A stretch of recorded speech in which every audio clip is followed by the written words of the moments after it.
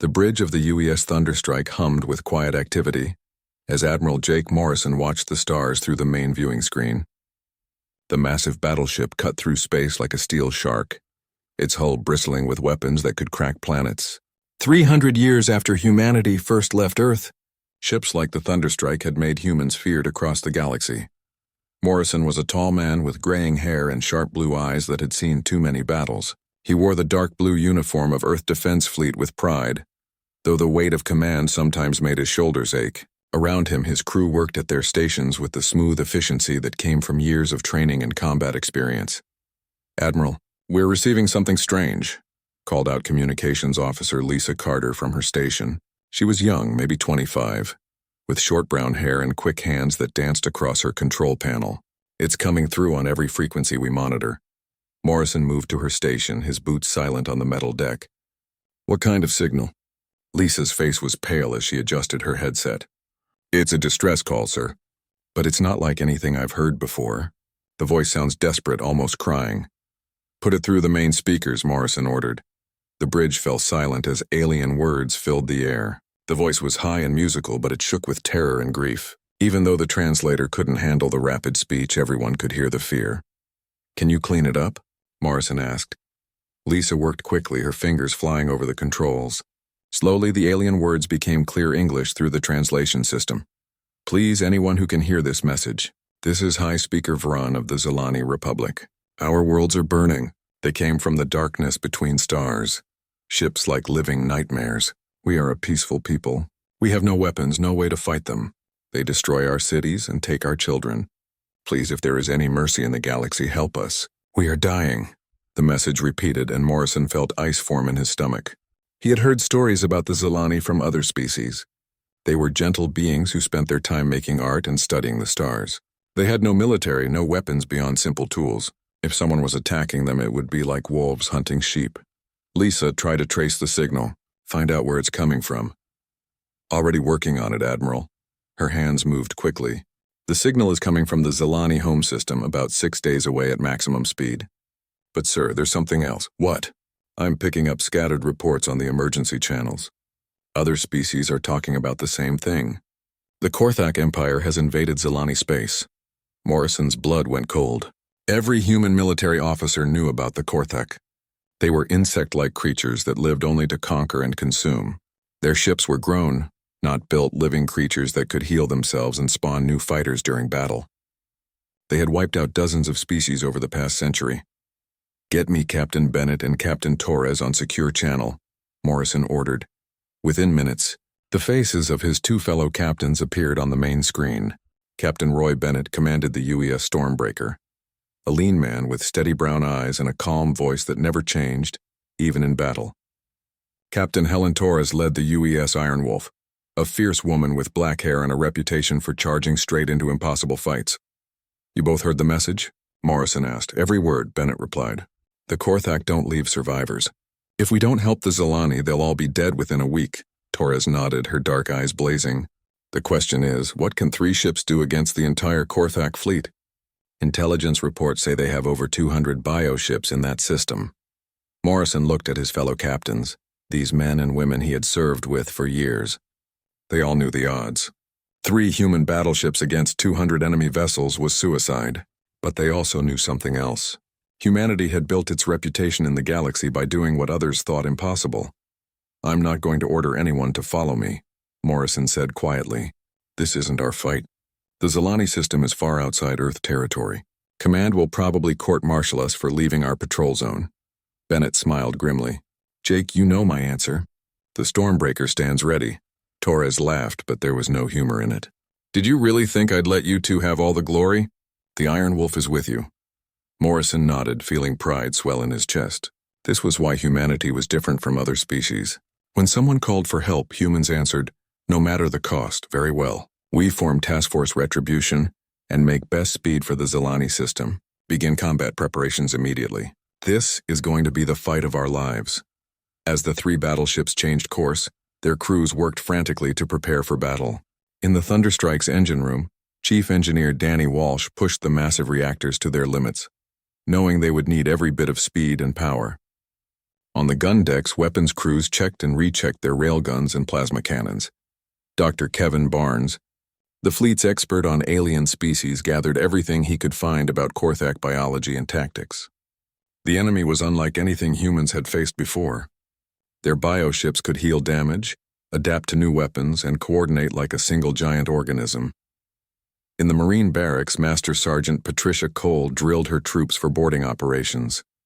If they could capture a Korthak bioship intact, they might learn something useful about the enemy's weaknesses. As the hours passed, Morrison stood alone on his bridge, watching the stars ahead. Somewhere in that darkness, an entire species was dying while calling out for help. Most of the galaxy would ignore that call, too afraid or too selfish to risk their own lives. But humans were different. They had crawled up from a violent world, fought their way to the stars, and built an empire on the simple idea that the strong should protect the weak. It didn't matter that the Zilani were alien, or that the odds were impossible. Someone had called for help, and Earth's deadliest battleships were answering. The 3 human battleships raced through space toward the Zilani system, their engines burning bright against the darkness. Inside the ships, over 1,500 crew members prepared for what many believed would be their final battle. Admiral Morrison walked through the corridors of the Thunderstrike, stopping to speak with his people. In the weapons bay, he found gunner's mate Carl Young cleaning one of the massive railgun barrels with careful precision. "How are the big guns, Carl?" Morrison asked. The young man looked up, grease streaking his face. "Ready to send the Korthak back to whatever hell they crawled out of, Admiral. These railguns can punch through a battleship at 50,000 kilometers." Morrison nodded and moved on. In the medical bay, Dr. Sarah Williams was preparing for casualties. She had been a Navy doctor for 20 years, but her hand still shook slightly as she organized surgical instruments. "Expecting heavy casualties, Doctor?" Morrison asked gently. She looked up, her gray eyes tired but determined. "I'll be ready for whatever comes, Admiral. These boys and girls are counting on us to patch them up and get them back in the fight." Down in engineering, Chief Engineer Danny Walsh was pushing the ship's systems harder than they had ever been pushed before. The man was covered in sweat as he worked to squeeze every bit of power from the massive reactors. "How much longer can we maintain this speed?" Morrison asked. Walsh wiped his forehead with a dirty rag. "She'll hold together, Admiral. This old girl has never let us down before, and she won't start now." Morrison's next stop was the intelligence section, where Dr. Kevin Barnes was studying everything known about the Korthak. The scientist looked exhausted, his desk covered with data tablets and holographic displays. "What have you learned, Kevin?" Barnes rubbed his tired eyes. "The Korthak are unlike any enemy we've ever faced, Jake. Their ships aren't built, they're grown. Each bioship is a living creature the size of a city, with weapons that are actually organs and armor that can heal itself." He pulled up a holographic image of a Korthak bioship. It looked like a massive insect, crossed with a sea creature, covered in spines and pulsing with sickly light. "They coordinate through some kind of shared consciousness," Barnes continued. "Kill the right ship, and you might disrupt their entire formation. But there's more bad news. They reproduce during battle. Damaged bioships can spawn smaller fighter craft from their own bodies." Morrison stared at the horrifying image. "Any weaknesses?" "Maybe. The bioships seem to be vulnerable to extreme heat and certain frequencies of radiation. Our plasma weapons should be effective, and the nuclear warheads might disrupt their nervous systems. On the other ships, similar preparations were taking place." Captain Bennett walked through the Stormbreaker, checking on his crew. In the Marine quarters, he found Lieutenant Nick Palmer reviewing assault plans with his squad leaders. "Ready to take the fight to the enemy, Lieutenant?" Bennett asked. Palmer, a young officer with steady hands and calm nerves, looked up from his battle plans. "My Marines are ready, Captain. If we can get aboard one of those bioships, we'll find its weak spots." Meanwhile, on the Iron Wolf, Captain Torres was in the armory with Master Sergeant Patricia Cole. They were loading specialized ammunition designed to work against biological targets. "Think these acid rounds will work on the Korthak?" Torres asked. Cole, a tough woman who had seen action on a dozen worlds, grinned fiercely. "If they bleed, we can kill them, Captain. And everything bleeds if you hit it hard enough." As the journey continued, the crew members found time to record personal messages for their families back on Earth. Many wrote letters they hoped would never need to be sent. Others simply sat quietly, thinking about home and the people they might never see again. Communications Officer Lisa Carter received regular updates from other human ships scattered across the galaxy. The news was grim. No other vessels were close enough to help, and Earth Command was still debating whether to send reinforcements. "We're on our own," she reported to Morrison during their daily briefing. Lieutenant Commander Amy Foster, the Task Force Intelligence Officer, had been monitoring Korthak communications. "Their transmissions are getting stronger as we approach. I estimate over 200 bioships in the Zalani system, plus countless smaller organisms." The numbers were staggering. 3 human battleships against a fleet that could overwhelm them through sheer weight of numbers. But Morrison had studied human military history. Humans had won impossible battles before by being smarter, faster, and more determined than their enemies. During the final day of their journey, Morrison called a meeting of all senior officers through secure video link. The faces of his commanders filled the conference room screen, each one showing the strain of the past week. "Tomorrow we reach the Zalani system," Morrison began. "Intelligence confirms massive Korthak presence. The planet is under heavy bombardment, and we estimate the Zalani have maybe 18 hours before complete extinction." Captain Bennett spoke first. "What's our battle plan?" Morrison activated a holographic display showing the Zalani system. "We go in fast and hard. The Korthak won't expect us to attack with such a small force. We use that surprise to hit their command ships first." "And after the surprise wears off?" Torres asked. Morrison's expression was grim. "Then we fight like humans have always fought. We adapt, improvise, and never give up. Each of our ships has advantages over the bioships. We're faster, our weapons hit harder at long range, and our crews can think independently." Dr. Barnes added his analysis. "If we can disrupt their shared consciousness, their coordination will collapse. Look for the largest bioships. They're likely the command nodes." As the meeting ended, Morrison stood alone in his ready room, looking at a picture of Earth on his desk. Somewhere in the darkness ahead, an entire species was dying while calling for help. In a few hours, his small fleet would either save them or die trying. He thought about the choice they had made, leaving their patrol zone to fight in a battle that wasn't their responsibility. Command might call it desertion or mutiny. History might remember them as fools who threw away 3 valuable warships. But Morrison knew they had made the right choice. This was what it meant to be human, to hear someone calling for help and answer that call no matter the odds or the cost. The 3 human battleships dropped out of hyperspace at the edge of the Zalani system, like avenging angels emerging from the void. What they saw made even veteran officers catch their breath in horror. Zalani Prime burned like a dying ember in space. The beautiful blue-green world was covered in smoke and fire as Korthak bioships swarmed around it like hungry insects. Massive organic vessels, each one larger than a human city, pumped streams of acidic weapons into the atmosphere. Smaller creatures darted between them, carrying off pieces of the dying planet.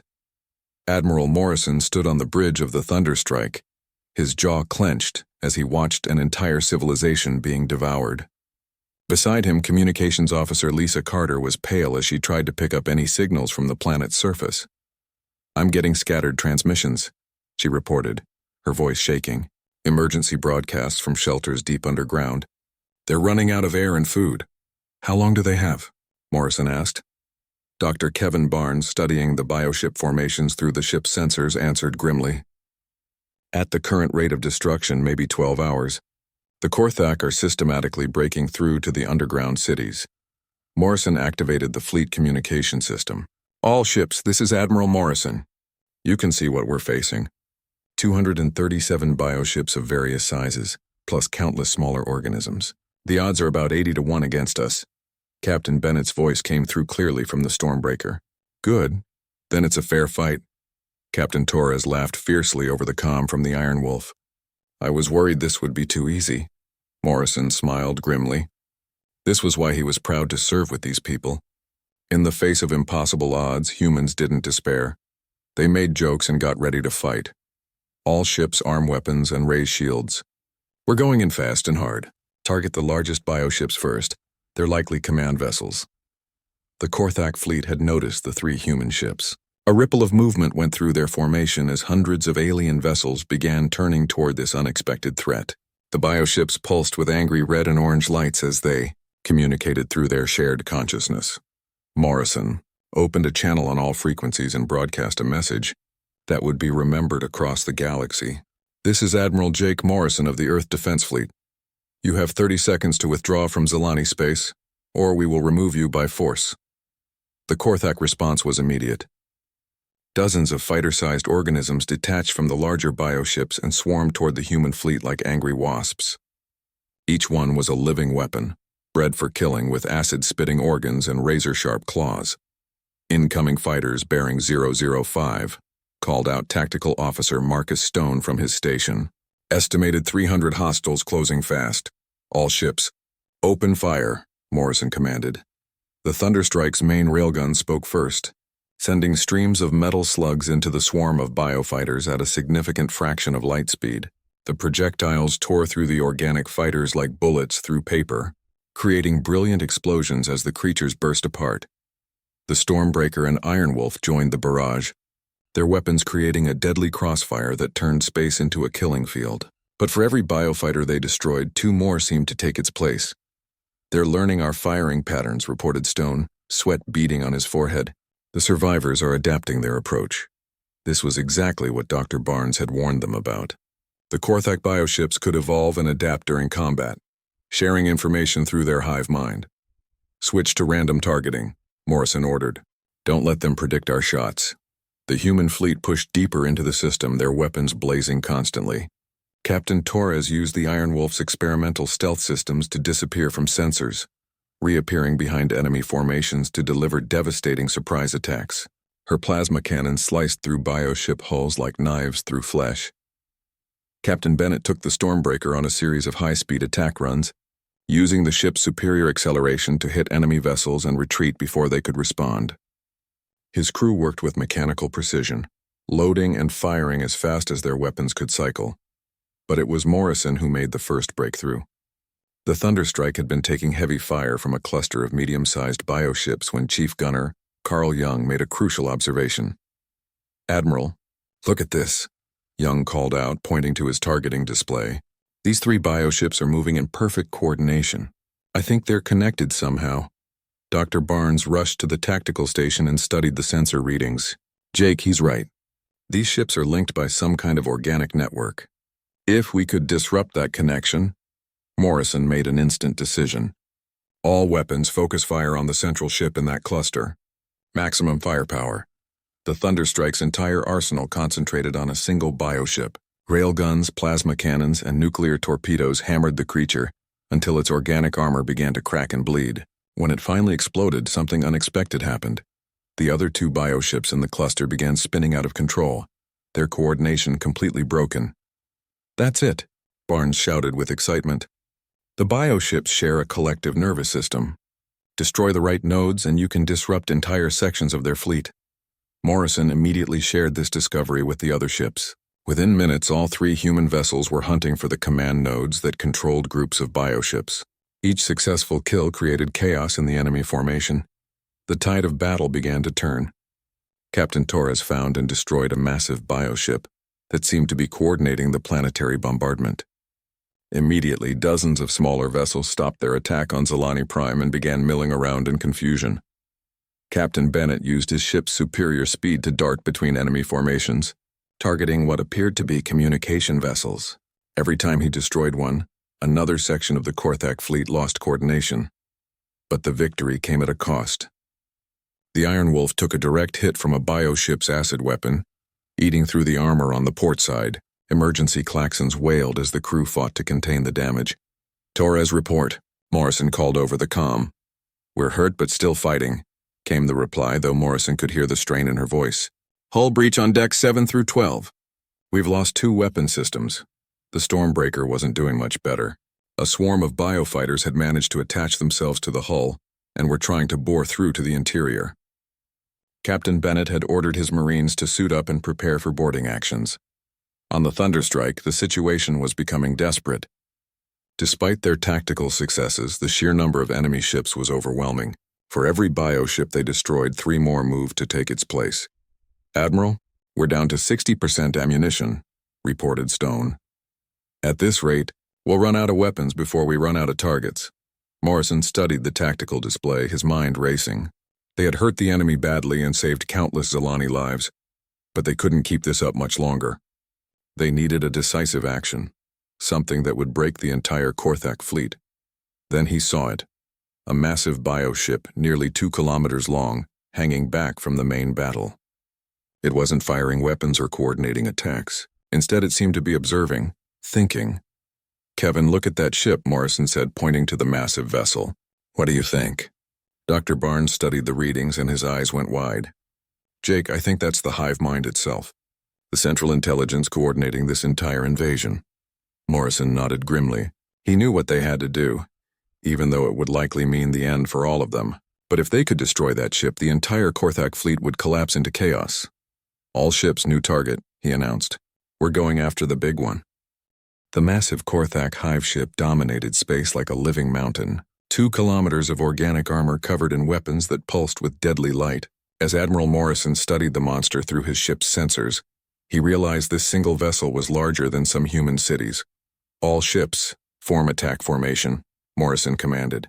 "We're going to hit that thing with everything we have." The 3 human battleships moved into position, but they were no longer the pristine warships that had entered the battle. The Iron Wolf trailed atmosphere from multiple hull breaches, her port weapons array dark and silent.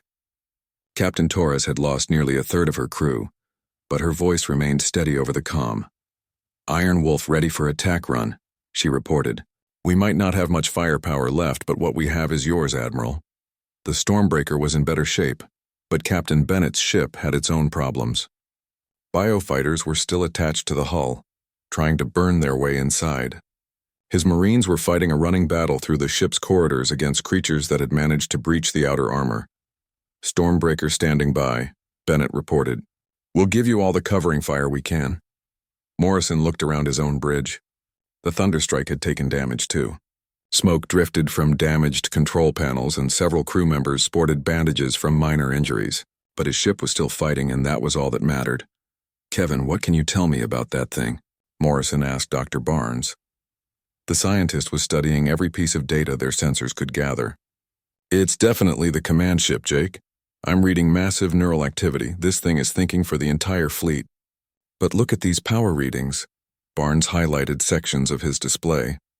"The bioship has some kind of central core, probably where the main intelligence is housed. If we could destroy that, the entire fleet would lose coordination," Morrison finished. "But how do we get through all that armor and those weapons?" Before Barnes could answer, the hive ship opened fire. Streams of acid and bioplasma filled space, forcing all 3 human ships to take evasive action. The weapons were unlike anything they had faced before. Each shot seemed to track its target, adjusting course as the ships dodged. "Those aren't just weapons," observed Tactical Officer Marcus Stone. "They're hunting us like living things." The first attack run failed completely.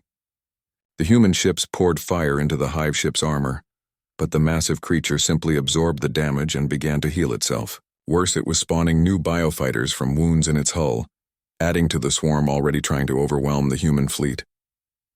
"We're not making a dent in that thing," Captain Bennett reported over the comm. "Our weapons aren't powerful enough to penetrate that armor." Morrison was about to order a second attack when disaster struck. A massive bioplasma bolt from the hive ship caught the Iron Wolf amidships, punching through the weakened armor and into the ship's reactor compartment. Alarms wailed across the fleet communication channels. "Torres, report!" Morrison shouted.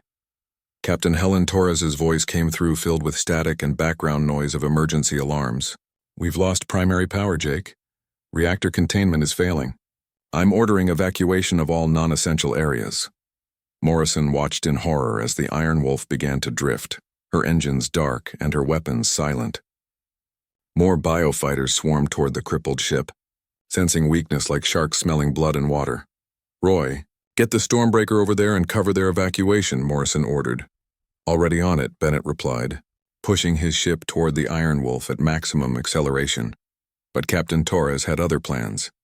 Over the comm, they could hear her giving orders to her remaining crew. "All hands abandon ship. This is not a drill. Get to the escape pods now." "Helen, what are you doing?" Morrison demanded. Torres's laugh came through clearly, fierce and proud even in the face of death. "I'm going to ram this bucket of bolts right down that monster's throat. Maybe I can't hurt it with weapons, but let's see how it likes a reactor explosion at close range." Morrison realized what she planned to do. The Iron Wolf still had momentum from her last maneuver. Torres was going to use her dying ship as a massive bomb, detonating the reactor right next to the hive ship's hull. Helen, negative. Get to an escape pod. That's an order. Sorry, Admiral. Someone has to keep the ship on course, and I'm not leaving my people. Roy, make sure my crew gets picked up. Understood, Bennett replied quietly. Morrison watched helplessly as escape pods began launching from the Iron Wolf. Most of her crew was getting out, but Torres remained on the bridge guiding her ship on its final mission. The Iron Wolf picked up speed as she fell toward the massive hive ship, her hull glowing from internal fires. The Korthak realized the danger too late.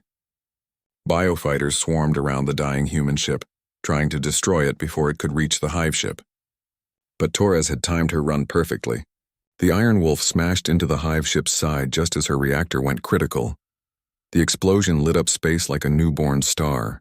The Iron Wolf and a significant chunk of the hive ship vanished in a ball of nuclear fire that could be seen from Zalani Prime's surface. When the light faded, the massive bioship was listing badly, huge sections of its hull torn away and bleeding into space. More importantly, the coordinated attacks from the rest of the Korthak fleet suddenly became chaotic and confused. Bioships began flying in random patterns, some firing on each other by mistake. Torres's sacrifice had damaged the hive mind's ability to control its forces. Now's our chance, Morrison announced. All remaining ships attack the hive ship. Hit the damaged sections. The Thunderstrike and Stormbreaker poured everything they had into the wounded hive ship. Railgun slugs punched through the weakened armor, and plasma bolts carved deep wounds in the creature's flesh. For the first time, the massive bioship seemed truly hurt, but their victory came at another terrible cost. A swarm of biofighters, no longer under central control but driven by animal rage, crashed into the Stormbreaker's engine section. Captain Bennett's ship lost power and began tumbling through space. "Bennett, status report," Morrison called. "We're dead in space, Jake," came the reply. "Engines are gone, and we're venting atmosphere from multiple hull breaches. But the weapons are still online, and we're not done fighting yet." The Stormbreaker continued to fire even as she drifted helplessly. Captain Bennett and his crew fought from their damaged bridge, targeting any bioship that came within range. They couldn't maneuver anymore, but they could still bite. Morrison realized he was down to one ship against an enemy that, while confused, still outnumbered him 100 to 1. The Thunderstrike was running low on ammunition. Her crew was exhausted, and more bioships were closing in from all sides. But they had accomplished something important. Dr. Barnes was monitoring communications from Zalani Prime. "Jake, the planetary bombardment has stopped completely. The bioships attacking the planet have lost coordination. The Zalani are still alive." Morrison nodded grimly. They had saved an entire species, even if it cost them everything. But the battle wasn't over yet. The hive ship, though badly damaged, was still alive and still dangerous. And Morrison had one last card to play. He turned to his crew on the bridge. "Ladies and gentlemen, we're going to ram that thing. Just like Helen did, but this time we're going to make sure we hit the core." The bridge crew looked at their admiral with pride and determination. Not one person suggested retreat or surrender. They were humans, and humans didn't abandon their duty even in the face of certain death. "All hands prepare for ramming speed," Morrison announced to his ship. The Thunderstrike's engines roared to life as Admiral Morrison pushed his ship toward the wounded hive ship. Around the bridge, his crew worked with calm determination, knowing they were making their final contribution to the battle. Chief Engineer Danny Walsh's voice came over the comm from engineering. "Admiral, I've got the engines running at 120%. She'll hold together long enough to reach the target." "Thank you, Danny. Make sure your people get to the escape pods." "With respect, sir. Someone needs to keep the engines running. We're staying." Morrison nodded, feeling proud of his crew even as his heart broke. These men and women were choosing to stay at their posts, knowing it meant certain death, because it was the right thing to do. Dr. Kevin Barnes remained at his science station, feeding targeting data to Morrison. "Jake, I've identified the hive ship's neural center. It's deep in the core, but if we hit it just right, we'll take the whole fleet with us," Morrison finished. Lieutenant Nick Palmer, who had survived the fighting in the ship's corridors, appeared on the bridge. His Marine uniform was torn and bloodied, but he stood straight. "Admiral, my remaining Marines volunteer to stay and help guide the ship in." Morrison looked at these brave people, and felt something he had rarely experienced in his military career. He was honored to serve with them. Very well. All non-essential personnel to escape pods. Everyone else prepare for final approach. As the Thunderstrike accelerated toward the hive ship, escape pods began launching from her sides. Most of the crew was getting out, but dozens chose to remain at their posts to ensure the mission succeeded. The damaged hive ship seemed to realize what was happening. Its remaining weapons turned toward the approaching human battleship, filling space with deadly fire. The Thunderstrike's shields flared and failed under the massive bombardment, and hull plates began to peel away under the assault. Hull breaches on multiple decks, reported Damage Control Chief Susan Price from her station. We're losing atmosphere fast. Emergency bulkheads are holding, added Tactical Officer Marcus Stone. We'll make it to the target. Morrison watched the hive ship grow larger on his main screen. The massive creature was trying desperately to move out of the way, but it was too badly damaged from Taurus's attack. The Thunderstrike was going to hit it dead center, right where Barnes had identified the neural core. On the planet below, the surviving Zelani watched the final moments of the battle through their deep shelters. High Speaker Vrayan, the same being who had sent the original distress call, transmitted one last message to the human ships. Brave warriors from Earth, we will remember your sacrifice for all time. Your names will be carved in our memory crystals, and your courage will inspire our children's children. Thank you for answering our call. The message reached the bridge just as the Thunderstrike entered the hive ship's final defensive perimeter. Morrison smiled as he heard the alien's words. This was why humans fought, not for glory or conquest, but to protect those who could not protect themselves. All stations, brace for impact, Morrison announced. The Thunderstrike struck the hive ship's hull at tremendous speed, her reinforced bow punching through layers of organic armor like a spear through flesh. The ship drove deep into the creature's body, her engines still pushing forward even as the hull began to buckle and tear. Morrison's last clear memory was of Dr. Barnes shouting triumphantly, "We've reached the neural core." Then the Thunderstrike's reactor exploded in space filled with brilliant light. The explosion was visible from the farthest edge of the system. When the light faded, both ships were gone, replaced by an expanding cloud of debris and energy. But the effect on the remaining Korthak fleet was immediate and devastating. Without the hive mind to guide them, the bioships lost all coordination. Some began attacking each other, driven by basic instincts without intelligent control. Others simply drifted aimlessly, their biological systems shutting down without central command. Within hours, the entire invasion fleet was either destroyed or fleeing back to deep space. Captain Roy Bennett, injured but alive, was pulled from the wreckage of the Stormbreaker by Zelani rescue ships. He found himself in a medical facility on Zelani Prime, surrounded by the gentle beings his fleet had died to protect. The Zelani were unlike any species Bennett had ever encountered. Tall and graceful, with large eyes that seemed to hold ancient wisdom, they moved with a fluid grace that spoke of their peaceful nature. They had no concept of warfare or violence, which made their gratitude toward the human warriors even more profound. Your Admiral Morrison and Captain Torres died as heroes, High Speaker Vrain told Bennett as he recovered. Their sacrifice saved not just our world but our entire species. How can we ever repay such a gift? Bennett, still weak from his injuries, managed to smile. Just remember them. Remember that when you called for help, humans answered. The news of the battle spread across the galaxy with incredible speed.